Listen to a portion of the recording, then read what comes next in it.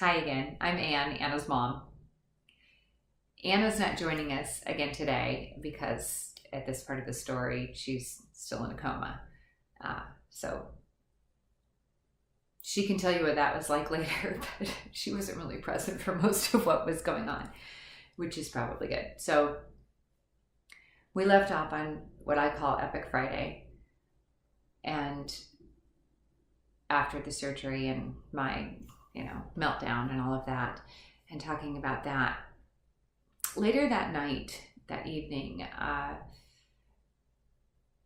the young man who Anna had been with, dating, seeing her boyfriend, we won't name him.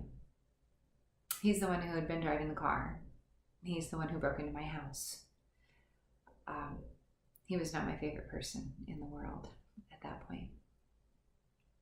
He showed up at the hospital, which I have to say took some cojones because, at this point, the rest of us in Anna's life were operating under some pretty strong ideas of who he is and what happened there. We hadn't talked to Anna yet. All we knew is that he left her at the scene of the accident and that he was driving the car when it happened. So he was on my crap list at the very least. And there was a warrant out for his arrest, probably more than one, but I know there was one for the robbery of my house. So he was in some trouble. So showing up there where Anna's whole family was, and he had to have known that we were there, and he certainly did as soon as he got off the elevators.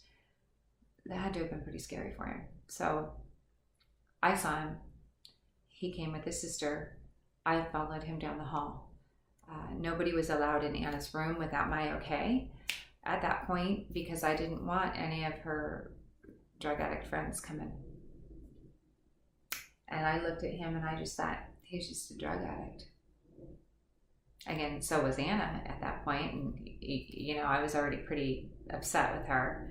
Although as soon as I did let out those emotions, they dissipated pretty quickly. And I went right back to just being madly in love with my daughter and wanting more than anything in the world for her to live, and loving her and not feeling that anger anymore, which was good. But that didn't extend to him just yet. But I caught him in the hallway and I said, hey, so-and-so, you need to talk to me because they're not going to let you in there. And he turned around and I looked at his face and it was all scratched up. Just scratched up, and it looked like he'd been in a fight with a big cat. And I said, whoa. I said, you were hurt in the accident? He said, no. I said, what happened to your face? And he said, oh, well, Anna was coming at me when I was driving. And that's why I hit the telephone pole. I could see that. I could see that. And I felt really bad. I thought, oh my God, here's this kid. He's somebody's child. Just like my daughter's my child. It's incredibly important to me that the medical staff here and everybody else treats her as a human being. She's got a problem. I was in a lot of judgment about that problem at that point still, but she was my baby. And it just kind of hit me that he's somebody's baby too. And he told me a little more of the story, and I didn't know whether I believed him or not. Again, this kid broke into my house and stole all my stuff, so he wasn't my favorite person. He left my daughter at the scene of an accident to die, so he definitely wasn't my favorite person. But what I heard from him then, and what I heard from Anna later, was the same. He had no idea she was hurt at all, let alone badly. I can't imagine a life where you have to run away from help in order to be safe, to not, go to jail. And that sucks. And I had a little more empathy for him in those moments. And I tried to talk him into turning himself in and making a clean start because he would have an opportunity for a life and Anna may not. But I don't think he was quite ready to hear that at that point.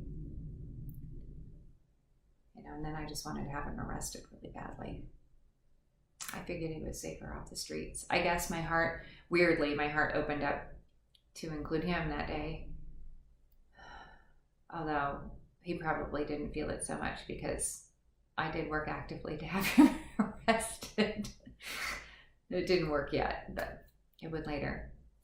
Anyway, we were back in the hospital, and Anna's recovering from that surgery, only to go into another one just a couple of days later.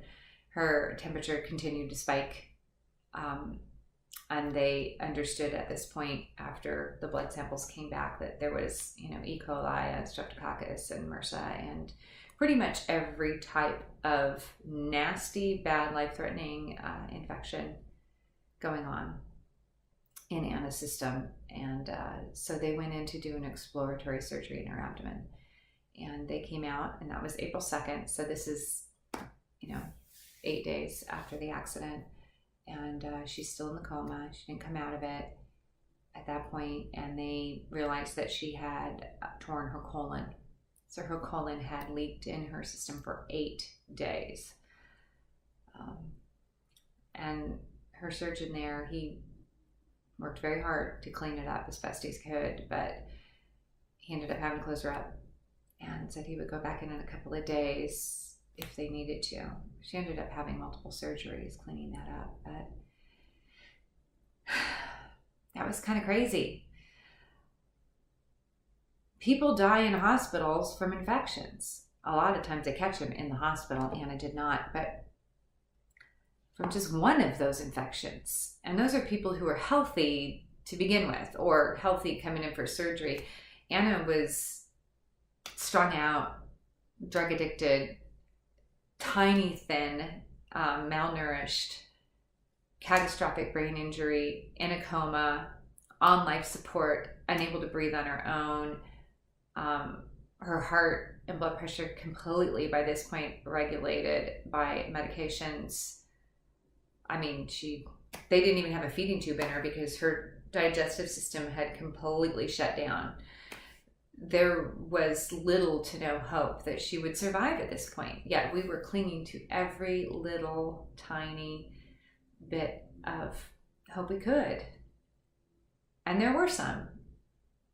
The day before her surgery, she actually moved her shoulder when they were taking her blood pressure, and we all, you would have thought that she'd gotten up and made some origami for us or something. It was unbelievable. We were so excited. She was still in a coma. She finally opened her eyes and came out of that coma on April 4th. I was reading back on the Caring Bridge site that my niece Mary O set up so I could communicate with people and keep them informed, because so many people, thank God for them, were praying for her and sending us love and healing energy and everything positive. And I'm certain that's why she survived. But April 4th was the best day ever. She opened her eyes. She couldn't speak. She had been on a ventilator. They weren't ready to take it out yet. They didn't know if she'd be able to speak or not. She'd been on it for long enough that it could have really damaged her vocal cords. It had been 11 days. And we had no idea who was in there, really. But it was really exciting because some part of her still was. And we could tell that. And if she could wake up from that coma while she was still fighting this infection, while she was still dealing with this really big surgery that had happened on her leg, I felt hopeful. And that was pretty cool. We were far from out of the woods. I mean, her doctors were thrilled and impressed. But we were far from out of the woods, whether she was actually going to live. So I'm going to leave it off here today, and we'll be back next week with another update. Thank you so much again. We look forward to seeing you again next week. Thank you. Bye.